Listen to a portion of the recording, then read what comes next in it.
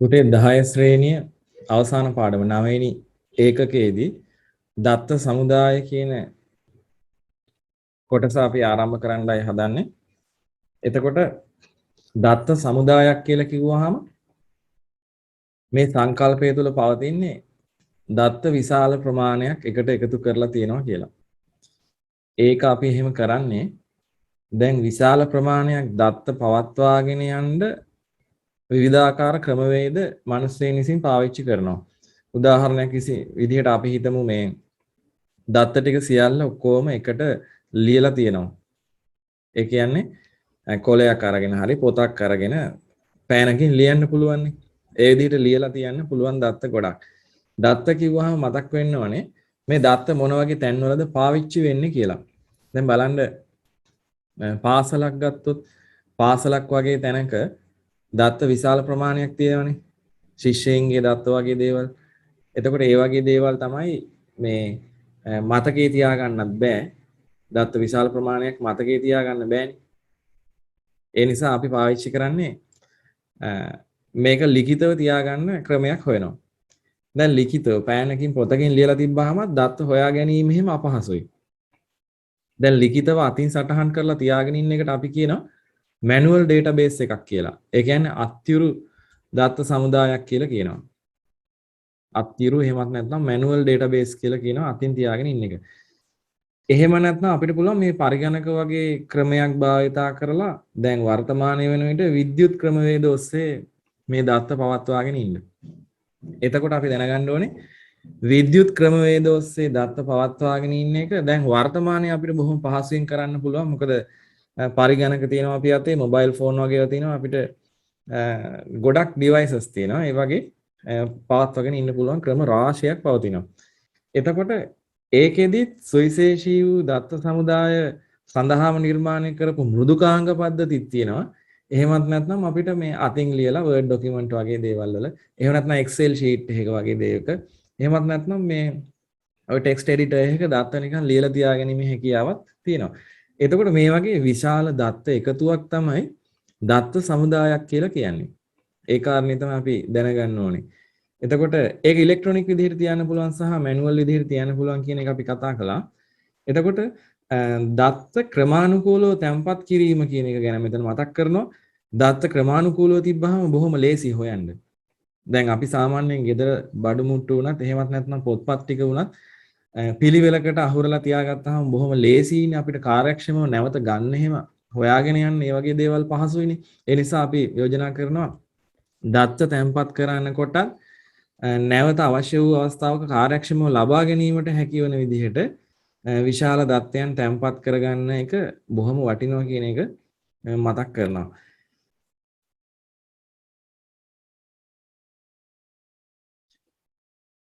බලන්න මෙතන උදාහරණ විදිහට දක්වලා තියෙන්නේ. දැන් අපි ෆෝන් බුක් එකක්. එහෙම නැත්නම් ඉස්සර කාලේ ඔය ෆෝන් එකේ අංක ඩයල් කරන්න තියෙන අතින්නේ.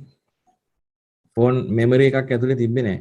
ඔය ලෑන්ඩ් ෆෝන් වල ඒ කියන්නේ අපිට තිබිච්ච ස්ථාවර දුරකථනවල දැනටත් එහෙම මෙමරි එකක් පාවිච්චි කරන්නේ අපි සාමාන්‍ය වගේ ටිකක් විශේෂිත ඒවා තියෙනවා හෑන්ඩ්සෙට් එකේ මෙමරි එකක් තියෙන ඒවත් ඒ හැරෙන්න අපි මේ මතක තියාගන්න වෙනවා එහෙමත් නැත්නම් අංකය ලියලා තියාගන්න වෙනවා දත්ත විදිහට අපිට අවශ්‍ය වෙලාවට භාවිතා කරන්න. ඒක උදාහරණයක් විදිහට අපේ පුද්ගලික මේ දත්ත සමුදායක් විදිහට හිතන්න පුළුවන්. මොකද අපි පුද්ගලිකව භාවිතා කරන දත්ත තමයි එතන තියාගෙන ඉන්නේ. දැන් සියලු දුරකථන අංක ඒ විදිහට මතකේ තියාගන්න බැරි නිසා අපි ලියලා තියාගන්නවා. ඒ කාලේ තිබුණා මේ ලියා ගන්නත් පොත් වර්ග print කරලා දෙනවා. ටෙලිෆෝන් බොක්ස් කියලා කියන්නේ ටෙලිෆෝන් අංක, ටෙලිෆෝන් නම්බර්ස් ලියලා තියාගන්න පුළුවන් විදිහේ පොත්.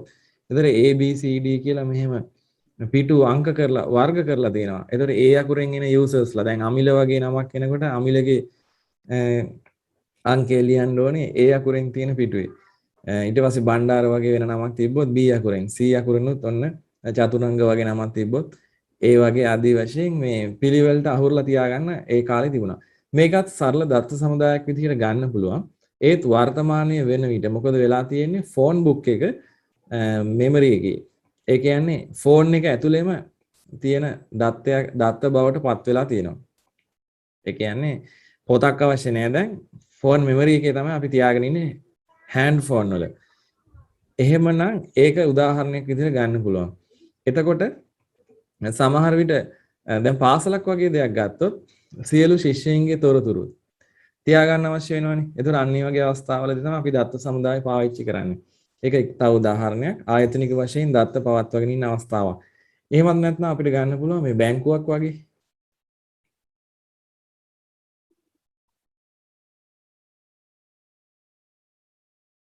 බැංකුවක් කිව්වහම බැංකුවක තියෙනවනේ කස්ටමර්ස්ලාගේ විස්තර. ඒ බැංකුවේ පාරිභෝගික තොරතුරු තියාගන්න ඕනේ. ඊට පස්සේ ගිණුම් පවත්ව ගන්න ඕනේ. එතකොට මේ වගේ ඕනෑම ආයතනයක බැංකුවට පාසලට තවත් වෙන ඕනෑම ආයතනයකට දත්ත පවත්වා ගැනීම හරිම වැදගත්. එහෙමනම් ඒ වගේ දැන් මේ ශිෂ්‍යයින්ගේ ශිෂ්‍ය තොරතුරු තමයි පාසලක තියාගන්නේ. අපි මෙතනදී දත්ත සහ තොරතුරු කියන දෙකම එකට කතා කරන්නේ මේකෙදි තැම්පත් කරගෙන තියාගෙන ඉන්න ඕනෑම දෙයක් දත්තයක් හෝ තොරතුරක් අපි දත්ත විදිහටම හඳුන්වනවා මෙතනදී. මොකද ඒක පවත්වාගෙන ඉන්න කරුණු නිසා. ඊට පස්සේ දැන් මේ වගේ දත්ත සමුදාය සඳහා පුද්ගලිකව තියාගන්න ෆෝන් බුක් එක එහෙමත් නැත්නම් මේ ආයතනික වශයෙන් මේ විදිහට තියාගන්න දත්ත අපිට හඳුන ගන්න පුළුවන්. මේ සඳහා විද්‍යුත් ක්‍රමවේද පවතිනවා කියන එක තමයි දැන් මෙතනින් එහාට අපි සාකච්ඡා කරන්නේ. ICT විෂය යටතේ විද්‍යුත් ක්‍රමවේද ඔස්සේ මේ විද්‍යුත් ඉලෙක්ට්‍රෝනික දත්ත සමුදාය කියන එක යටතේ විද්‍යුත් ක්‍රමවේද ඔස්සේ මේ දත්ත සමුදාය භාවිතා කරන්න එකේ වාසි ගැන තමයි දැන් මේ සාකච්ඡා කරන්නේ. එතකොට ඊට පෙර මෙතන කියනවා මොකද්ද දත්ත සමුදායක් කියන්නේ එහෙනම්? ඔන්න එතකොට තියෙනවා සංවිධානය වූ සංවිධානය වෙලා තියෙන්නේ. ඒ කියන්නේ එකිනෙක සම්බන්ධයි.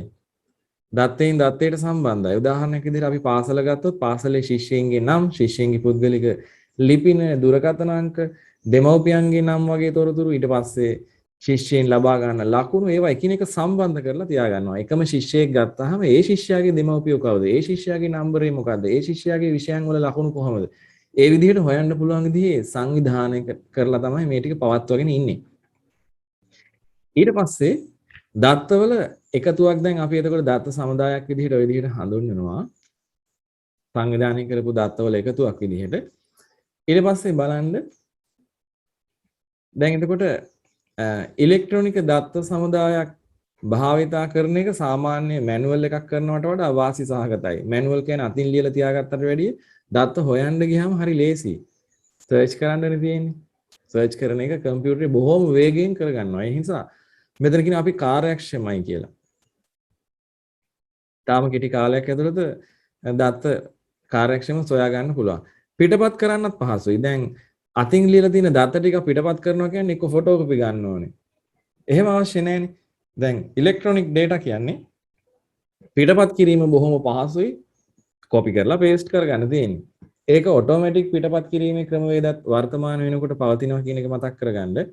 ඒ කියන්නේ ඔටෝමැටික් වහම දැන් රෑ 12ට විතර ඔය බැංකුව වගේ විශාල ආයතනවල දත්ත සමුදාය නිතරම පිටපත් වෙනවා.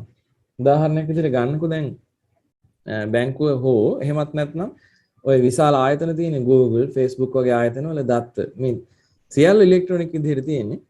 ඒවා නිතර පිටපත් වෙනවා. ඒවා ලොස් වෙන්නේ නැහැ. කරන්ට් ගියා කියලා නැති වෙන්නේ නැහැ. ඒවා තියෙනවා. ඒ විදිහටම තියෙනවා. ඒ කියන්නේ පිටපත් පවත්වාගෙන යාමේ අවශ්‍යතාවය අපිට බොහොම වැදගත් කියලා කියන්න පුළුවන්. ඒ වගේ අවස්ථාවලදී සාමාන්‍ය විශාල ආයතනික දත්ත සියල්ලම ඉලෙක්ට්‍රොනික විදිහට තියෙන්නේ. අපි කියමු Facebook, Google වගේ ආයතනවල දත්ත. අපි දාන වීඩියෝ, අපි දාන දත්ත සියල්ල තියෙන්නේ ඉලෙක්ට්‍රොනික විදිහට. එහෙනම් ඒවා බෑකප් වෙන්න ඕනේ. ඒවා බෑකප් කිරීමේ පහසුව තියෙනවා ඉලෙක්ට්‍රොනික විදිහට තියෙනකොට හැම වෙලේම බෑකප් වෙනවා ඒවා. ඒ කියන්නේ බෑකප් වෙනවා කියන්නේ එක තැනක තියෙන දත්ත ටික තවත් තැනකට කොපි කරගන්නවා. එක හાર્ඩ් ඩිස්ක් එකක තියන්නේ නැහැ. දැන් අපේ ගෙදර තියෙන හાર્ඩ් ඩිස්ක් එක පිච්චුනොත් අපේ දත්ත සියල්ල නැති වෙනවා. ඒ වුණාට ඔය ආයතනයක තියෙන දත්ත විනාශ වෙන්න දෙන්නේ නැතුව තියාගන්න නම් බෑකප් කරන්න ඕනේ. ඒ කියන්නේ වෙනත් හાર્ඩ් ඩිස්ක් එකකට තැන්පත් කරලා තියන්න ඕනේ. හදිසියකදී ගම් වතුරක් වගේ දෙයක් වෙලා ස්වභාවික වෙසනයක් වෙලා මේ දේවල් විනාශ වෙන්න ගියත් ඒ එකම තැනක දත්ත තියාගෙන ඉන්නෙත් නැහැ. ওই විශාල ආයතන දත්ත පවත්වා ගන්නකොට උපස්ථ පවත්වා ගන්න විවිධාකාර වූ තැන්වල. ඒ කියන්නේ එක රටක නෙමෙයි.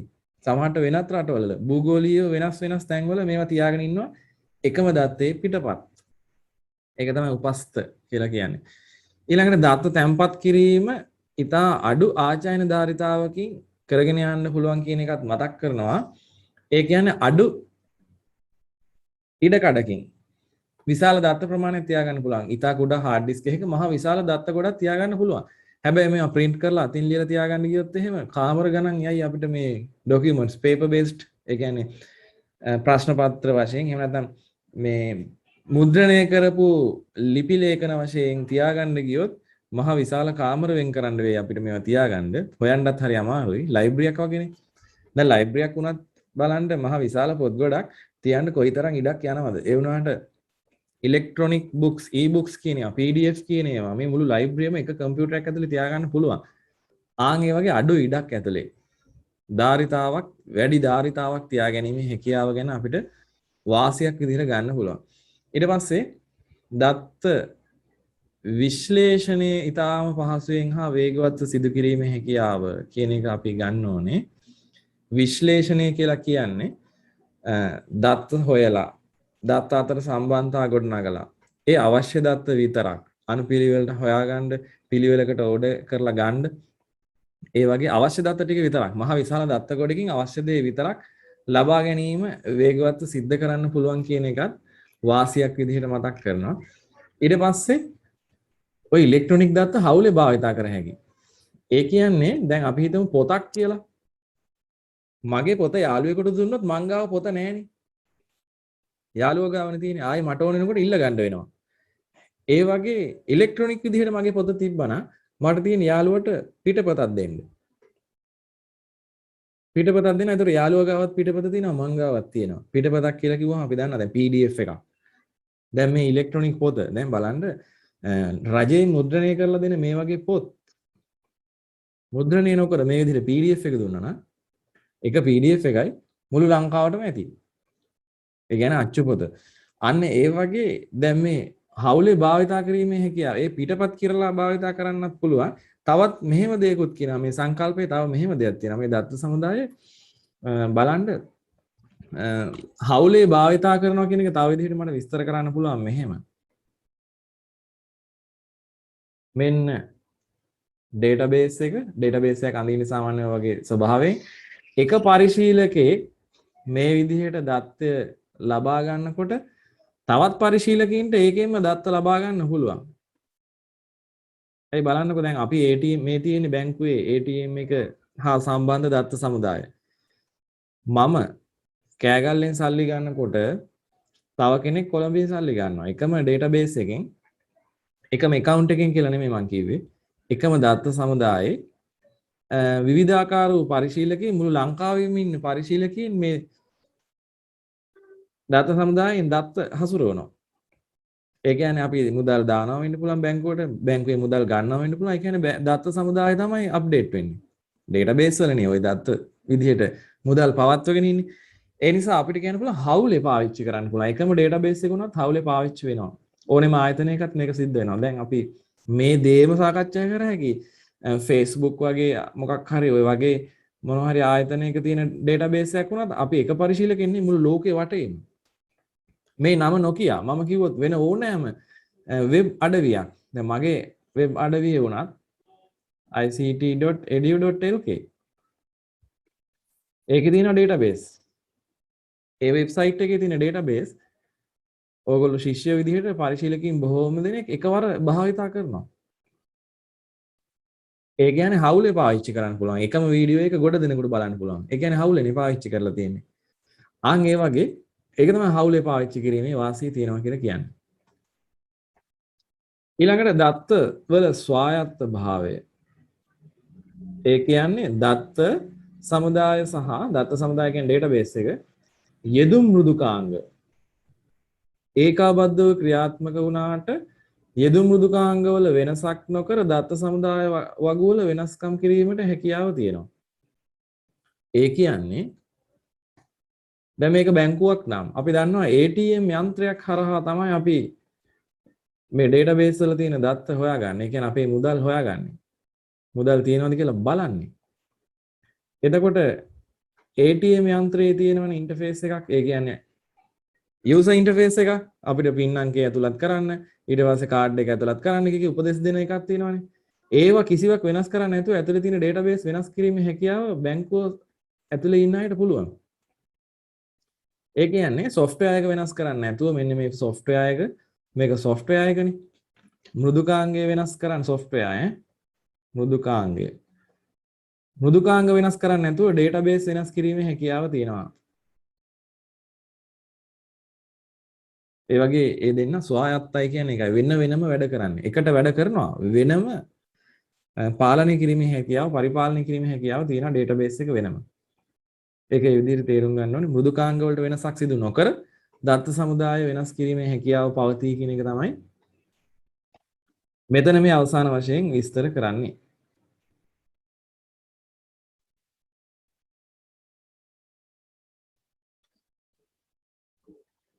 අපි නෝට් එක හදාගෙන යමු පුතේ. මෙන්න මේ වගේ දාන දත්ත සමුදාය සංකල්පය යටතේ දත්ත සමුදාය සංකල්පය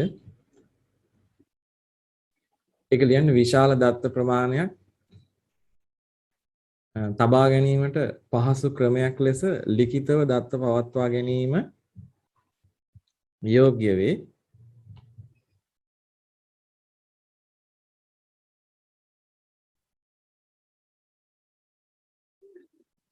ලිඛිතව දත්ත පවත්වා ගැනීම යෝග්‍ය වේ.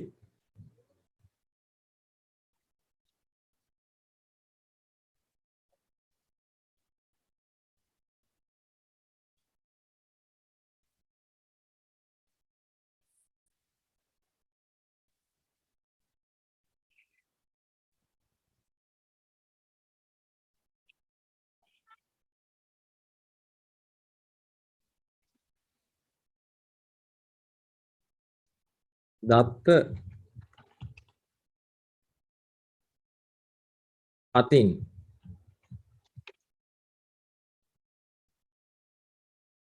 ලිවීම හෝ ලිඛිතව පවත්වා ගැනීම. ලිවීම එහෙම නැත්නම් ඒකට කියනවා අපි ලිඛිතව පවත්වා ගැනීම.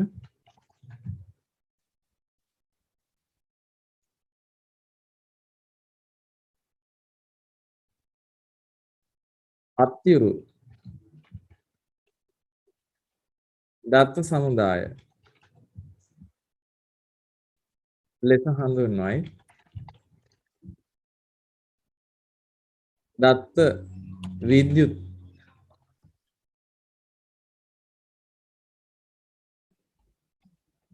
ක්‍රමවේද ඔස්සේ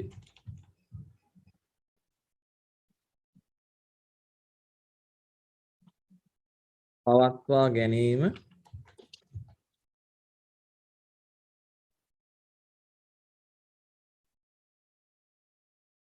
විද්‍යුත් දත්ත සමුදාය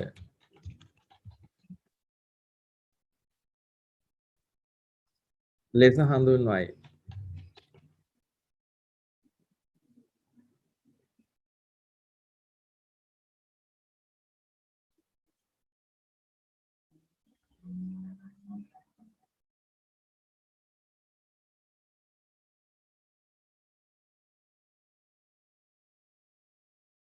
ඒ ටික සටහන් කරගන්න.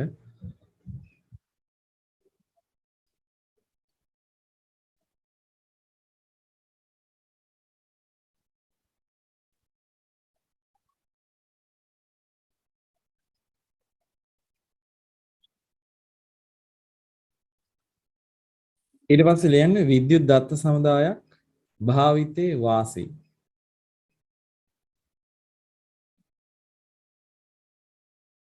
ඒ ටික අපි අරන් යන් තොරතුරු සෙවීම වඩාත් කාර්යක්ෂම වීම.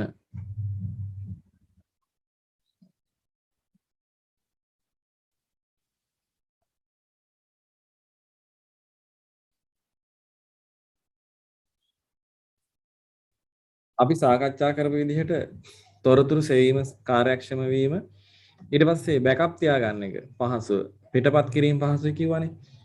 ඊට පස්සේ දත්ත තැම්පත් කිරීම ඉතා අඩු ආචයන ධාරිතාවක් භාවිතයෙන් තැම්පත් කරන්න පුළුවන් කියන කාරණේ අපි සාකච්ඡා කරා. ඒක දාන්න. දත්ත විශ්ලේෂණය ඉතා පහසුවෙන් හා වේගවත් සිදු කිරීමේ හැකියාව තියෙනවා කියන එකත් දත්ත විශ්ලේෂණය කියන්නේ දත්ත සෙවීමේදී ඊට පස්සේ අපි කතා කළා දත්ත හවුලේ භාවිත කිරීමේ හැකියාව තියෙනවා. මේ දත්තවල ස්වායත්තතාවය කියන එකේදී අදහස් වෙන්නේ ඒක අපි ලියමු නම් එනම්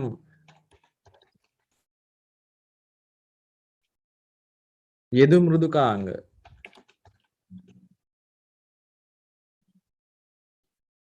වල වෙනස්කම් සිදු නොකර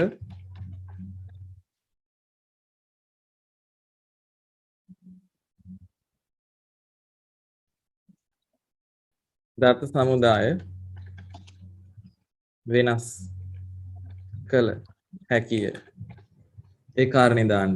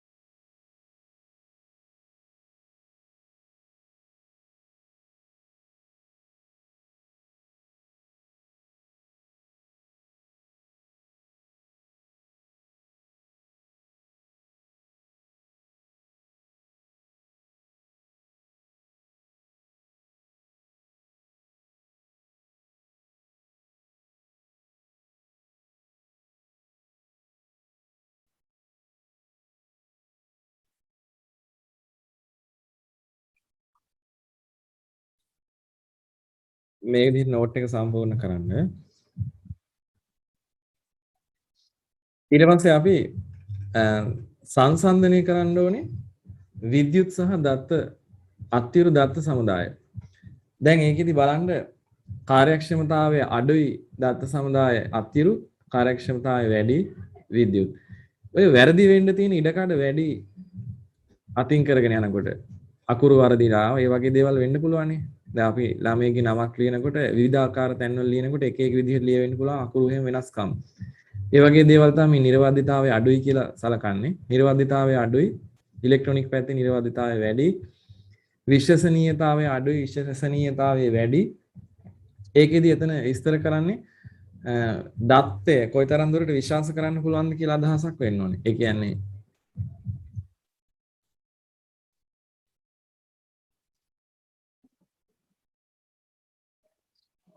වැරදීම් වෙන්න පුළුවන් හැකියාව වැඩිනේ අත්තිරු දත්ත සමුදායක. ඒ නිසා විශ්වාසවන්ත බව අපි කොයිතරම් දුරට මේ දත්ත විශ්වාස කරනවද කියන එක අතින් සකස් කිරීම අතින් පවත්වා ගැනීම නිසා විශ්වසනීය බව අඩු බවක් තමයි මෙතන කියන්නේ. ඒකෙදි විශ්වසනීය බව කියලා අදහස් කරන්නේ ඒ දත්තේ ඒ ආකාරයෙන්ම තියෙනවා කියලා විශ්වාස කරන්න පුළුවන් කියන එකයි විද්‍යුත් මාධ්‍යවල දත්ත තැන්පත් කරාම බෑකප් කරන්න පහසුයි. ඒක ටිකක් සැලකිල්ලට අඩුවෙන් ගන්න ඕනේ කාරණයක්. අපි ඒක අන්තිමට වගේ දාමු. එතකොට අපිට ලියන්න පුළුවන් කාර්යක්ෂමතාවය ගැන, නිර්වාදිතාවය ගැන. දත්ත විශ්ලේෂණය කිරීම අසීරුයි අත්තිරු දත්ත සමුදායවල. විශ්ලේෂණය කරනවා කියලා කියන්නේ දත්ත හොයාගන්න එකනේ. දත්ත අනුපිළිවෙලින් සකස් කරගන්න ඕන නම් දත්ත ඒ වගේ දේවල් හරි අමාරුයි. මොකද පිටු ගානක දත්ත ලියලා තිබ්බොත්. අපි හිතමු පාසලක සිසුන් 1200ක් එහෙම නැත්නම් 3000ක් ඒ වගේ ඉතා විශාල ගාණක් ඉන්නවනම් ඒ සියලු ළමයින්ගේ නම් ටික පොතක ලියලා තියෙනවනම් කොයිතරම් අමාරුද දත්තයක් එහෙම නැත්නම් ළමයේගේ නමක් අනුව ඒ ළමයාව හොයාගන්න. ඒ ළමයාගේ නම හොයාගන්න ඒ පිටු ගාණක් පෙරලන්න වෙනවා. එහෙම නැහැ. ඉලෙක්ට්‍රොනික දත්ත සමුදායක බොහොම පහසුවෙන් මේ දේ කරන්න පුළුවන් කියන එක තමයි මේ මතක් කරන්නේ. එතකොට ඊළඟ කාරණේ තමයි මේ ආදානය කරන්න ඕනේ අනුපිළිවෙලින්ම. ඒ කියන්නේ පොතක ලියනවා නම් අවශ්‍ය පිළිවෙලින්ම ලියා ගන්න ඕනේ. හැබැයි අපි ඉලෙක්ට්‍රොනික විදිහට තියෙනකොට ඒ අනුපිළිවෙල අපිට අවශ්‍ය විදිහට සකස් කරගන්න පුළුවන්. අනුපිළිවෙල වෙනස් කරගන්න පුළුවන්. ඒක වාසි. අනවශ්‍ය දත්ත මකන්න අපහසුයි පොතක වගේ ලියලා තියෙනවා නම්. හැබැයි මැකීම පහසුයි මේ විදිහට මේ ඉලෙක්ට්‍රොනික වලදී. යාවත් කාලීන කිරීම කියන්නේ වෙනස් කිරීම, වෙනස්කම් කිරීම ඒත් පහසුයි ඉලෙක්ට්‍රොනික වලදී. දැන් නමක් වගේ දෙයක් එකපාර ටයිප් කරලා වෙනස් කරගන්න පුළුවන්. පොතක ලියලා තියෙනවා නම් ඒක අපහසුයි කියන එක දන්නවා. අපි මකන්න ඕනේ. ඒක ටිපෙක්ස් කරන්න වගේ දේවල් තියෙනවනේ. ඉතින් මේ ඒ වගේ දේවල් අපිට සංසන්දනය කරන්න පුළුවන්. ඊට පස්සේ තැම්පත් කිරීමට වැඩි අවකාශයක් යන එක අපි කාරණේ සාකච්ඡා කළා. ඒකත් මෙතනට ගන්න පුළුවන්. මිනිස් ශ්‍රමය වැඩිපුර වැය වෙන්නේ. දැන් ඉලෙක්ට්‍රොනික දත්ත සමුදායක් නම් අඩුවෙන් මිනිස් ශ්‍රමය යොදලා එක්කෙනෙකුට පුළුවන් මුළු දත්ත සමුදායම තියාගන්න. ඒ වුණාට මේ වගේ විශාල ඩොකියුමන්ට් ප්‍රමාණයක්, ලිඛිත ලේඛන ප්‍රමාණයක් එහෙම හසුරවනවා නම් මිනිස් ශ්‍රමය ගොඩක් අවශ්‍ය වෙනවා. අත්තිරුව දත්ත පවත්වා ගැනීම. එහෙනම් අපි සංසන්දනයක් විදිහට දාමු විද්‍යුත් සහ අත්තිරු දත්ත සමුදාය සංසන්දනය කිරීම කියලා. ලියන්න බලන්න.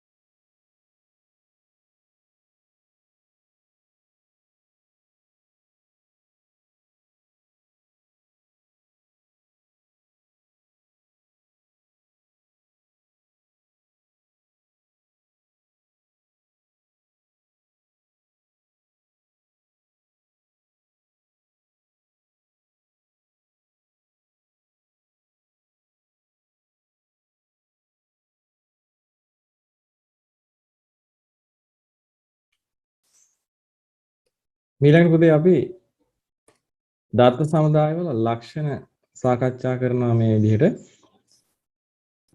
එකක් තමයි දත්ත සමුදායක් විදිහට අපි මේ මෙතන විස්තර කරන්නේ සම්බන්ධක දත්ත සමුදාය. ඒ කියන්නේ එකිනෙකින් සම්බන්ධ කරපු වගුවල දත්ත පවත්වා ගත්තාම ඒ දත්ත සමුදායවල තියෙන ලක්ෂණ. මේවා වාසි සහගත ලක්ෂණ. දැන් බලන්න මේ දත්ත සමතිරික්තතාවයෙන් වියුක්ත බව. ඒ කාරණය සමතිරික්තතාවය කියන වචනේ ඒකේ අදහස් වෙන්නේ අපි ඉංග්‍රීසි ටර්ම් එක තමයි redundancy කියලා එක. ඒක අපි කියනවා data duplication කියලා. තේරෙන භාෂාවෙන් කිව්වොත් ඒ කියන්නේ එකම දත්තය නැවත නැවත යෙදෙනවා නම් ඒක සමතිරික්තතාවය නැත්නම් redundancy කියලා කියන්න පුළුවන්. එතකොට මෙතනදී දක්වලා තියෙනවා මේ ටෙක්ස්ට් බුක් එකේ දත්ත තැන්පත් කිරීමේදී එකම දත්ත වගු කීපයක කියලා. එහෙම නෙමෙයි. එකම දත්තය ස්ථාන කීපයක. ඒ විදිහට වෙනස් වෙන්න ඕනේ මේක. තැන් කීපයක. තැන් කියලා දාමු. තැන් කීපයක එකම දත්තය තැන්පත් වෙලා තියෙනවා නම් ඒක අපිට ගන්න පුළුවන් සමතිරික්තතාවය කියලා. දැන් බලන්න සමහර ලාවල් වලට ඒ දත්තයම නැවත එකම වගුවේ යෙදෙනවා. අපි බලමු උදාහරණයක් මෙහෙම.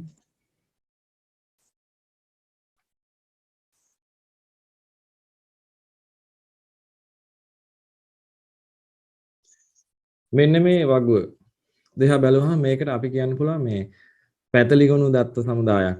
ඒ කියන්නේ එකම වගුවක සියලු දත්ත දාලා තියෙනවා.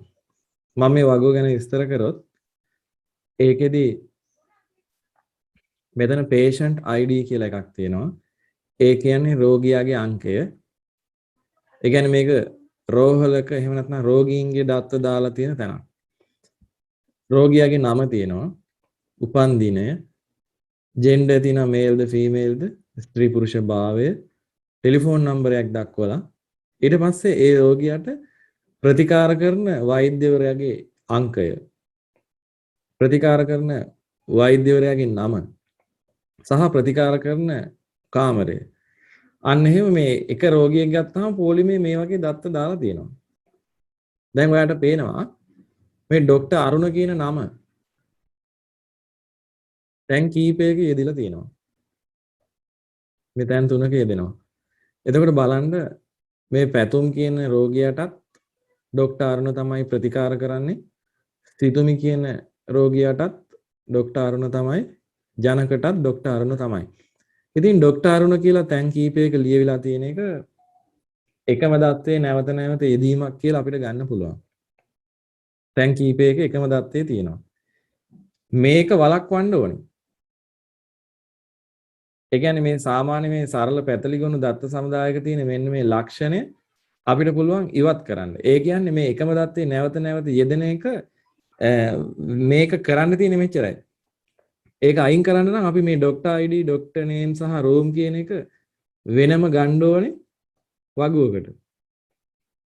ඊට පස්සේ එතකොට මේ නම නැවත නැවත යෙදෙන එක, මේ රූම් එක නැවත නැවත යොදා ගන්න තියෙන එක අයින් කරලා අපිට පුළුවන් මේ patient කියන වගුව, patient කියන වගුව patient ID, name, DOB, gender, phone සහ doctor ID කියන කොටස් වලින් විතරක් සමන්විත කරන්න පුළුවන්.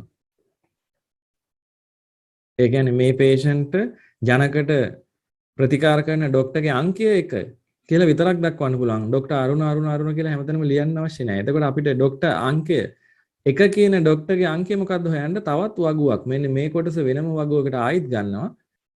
1 කියන ડોක්ටර්ගේ නම අරුණ කියලා තව තැනක ලියලා තියෙනවා. ඒ වගේ අවස්ථාවක් මම මෙහෙම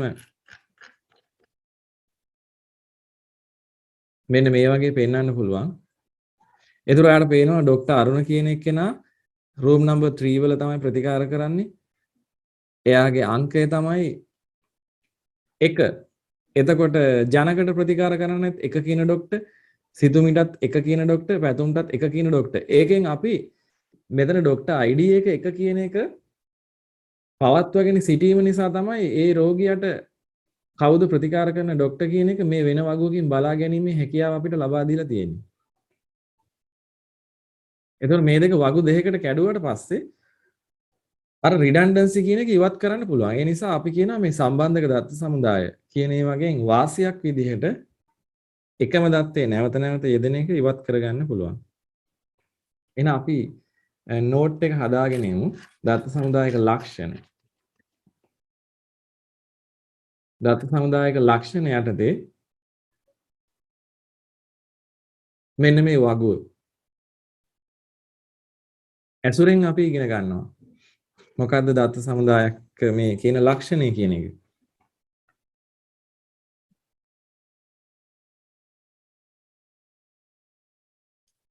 ඉතල මේ වගේ වගුවක් අපි මෙතන මේ වගුව ඇසුරෙන් මේ වගුව පිටපත් කරගෙන මේ වගුව ඇසුරෙන් අපි මේක සම්බන්ධ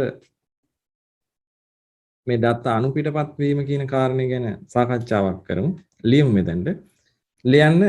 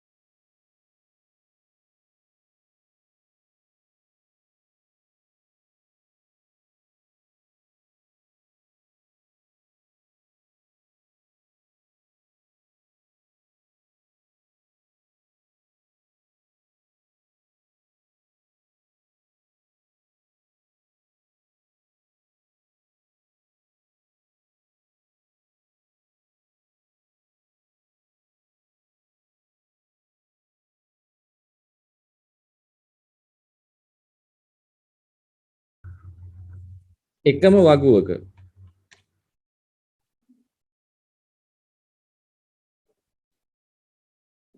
දත්ත තැන්පත් කිරීමෙන්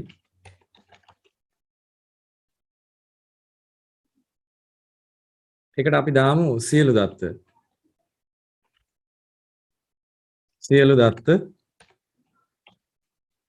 තැන්පත් කිරීමෙන්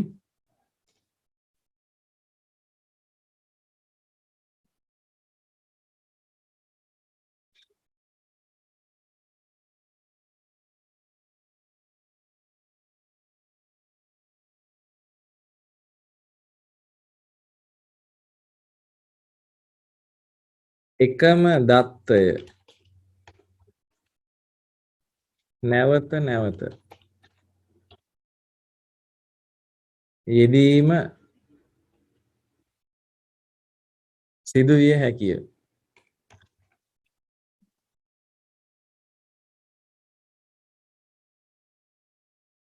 මේ උදාහරණය දාන්න උදාහරණ වශයෙන්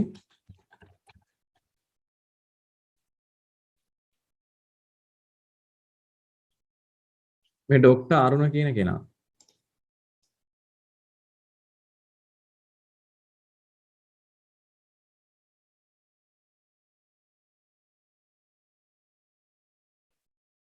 මම ලියනවා මේ ඩොක්ටර් අරුණ යන නම රෝගීන් කීප දෙනෙකුට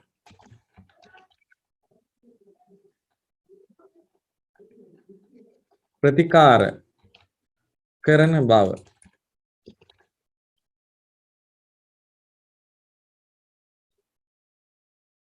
දැක්වීමේදී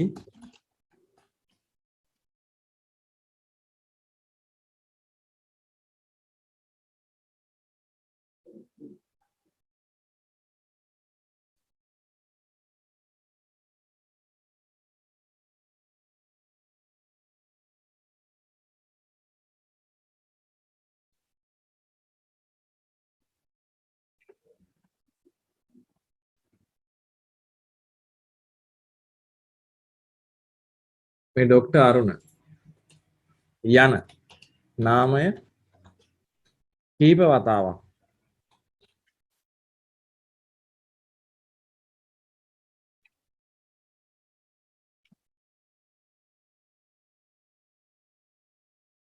යෙදී ඇති බව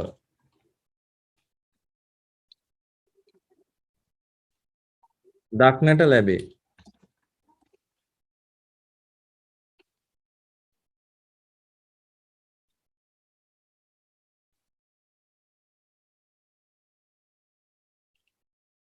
එය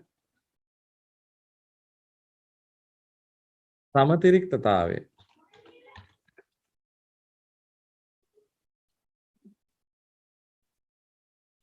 නම් වේ.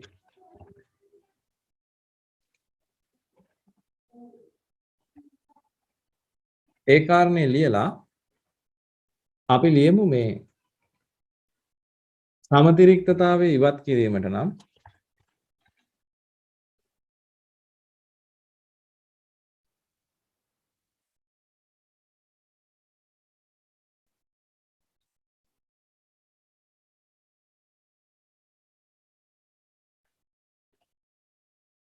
ඉහත වගුවේ මෙන්න මේ කාරණා ටික ඩොක්ටර් ID ඩොක්ටර් නේම් සහ room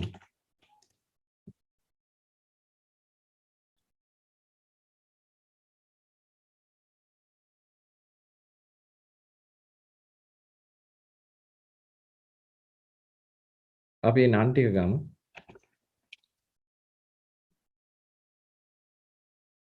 doctor ID doctor name සහ රූම්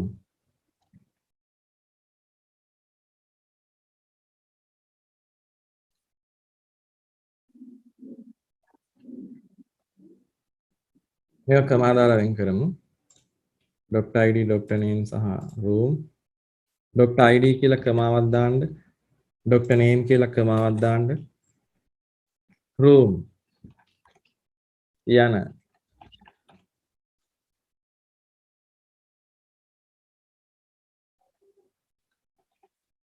ක්ෂේත්‍ර වෙනම වගුවකට ඉවත් කළ යුතුය. අපි ඒක කරන විදිහත් දාගමු.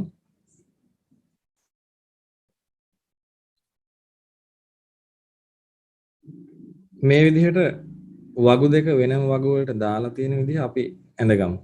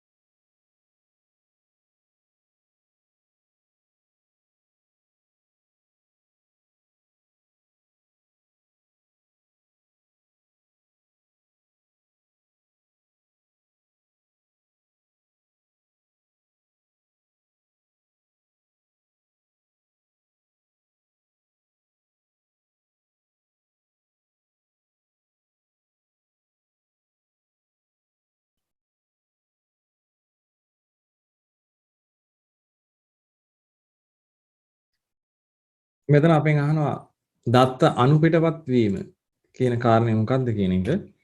අපි අනුපිටපත් වෙනවා එහෙම නැත්නම් මේ රිඩන්ඩන්සි කියන වචනේම තමයි. ඒකට අපිට කියන්න පුළුවන් සමතිරික්තතාවය කියන වචنين භාවිතා කරන්නත් පුළුවන්. මෙතෙන්ට අපි ඒක දාමු සමතිරික්තතාවය. සමතිරික්තතාවය නැත්නම් අනුපිටපත් වීම කියලා කියන්නේ මොකක්ද කියන එක. ඒකට අපි විස්තරය ලියමු එකම දත්තය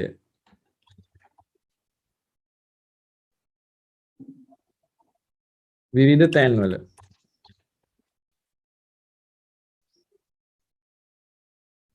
ඇතුළත් කර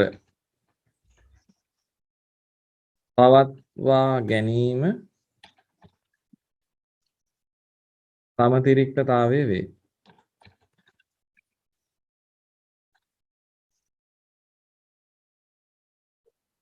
සමතිරික්තතාවය වේ කියලා ලියන්න.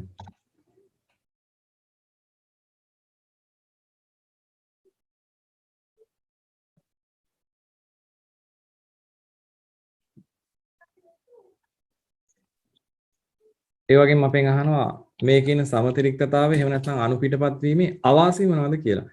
එකම දත්තය නැවත නැවත යෙදලා තිබ්බහම දැන් මේ ડોක්ටර් අරුණ කියන එක බලන්න දැන් තියෙන්නේ සමතිරික්තතාවය ඉවත් කරාම එකම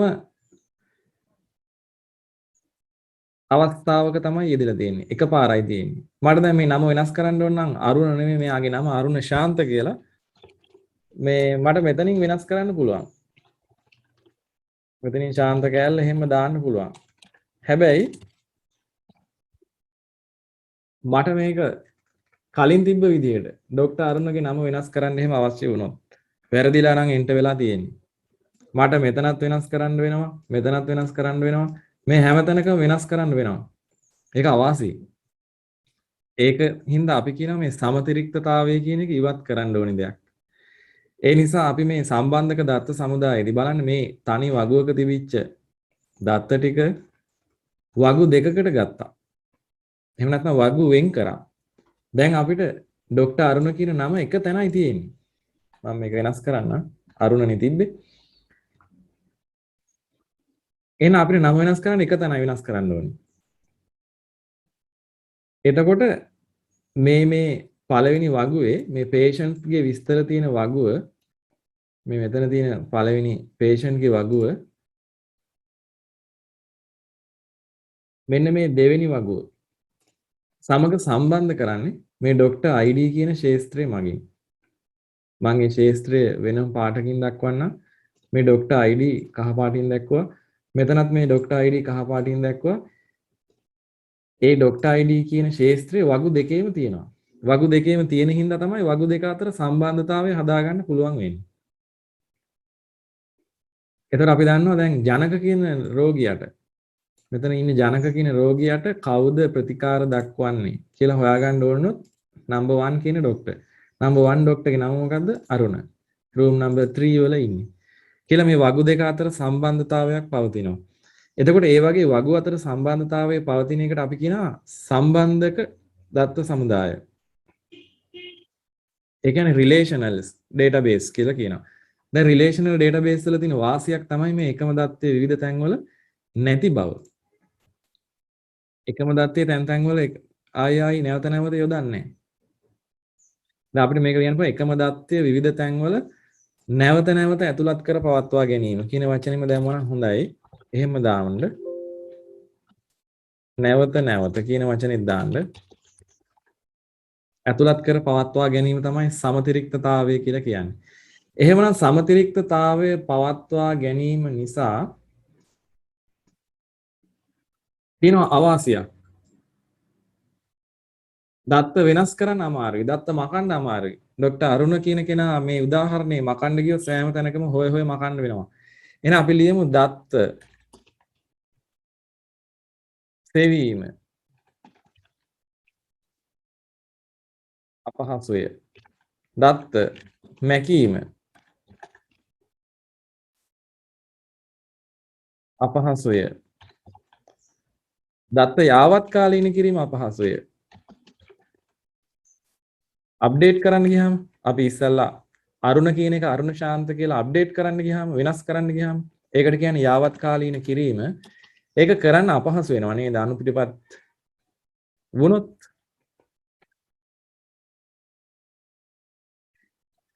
එහෙනම් ඔය කියන අපහසුතා දත්ත සොයන්න මකන්න යාවත් කාලීන කිරීම අපහසු වීම කියන එක ලියන්න.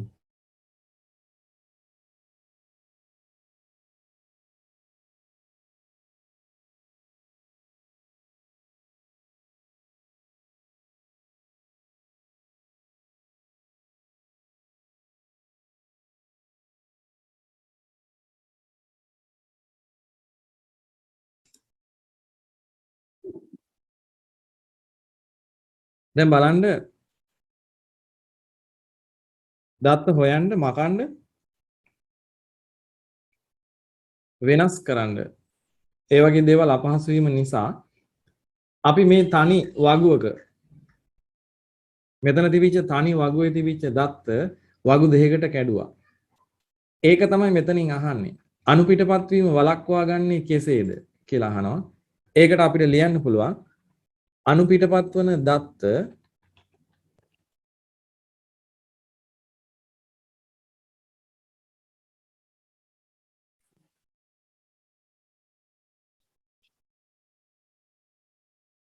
වෙනම වගුවකට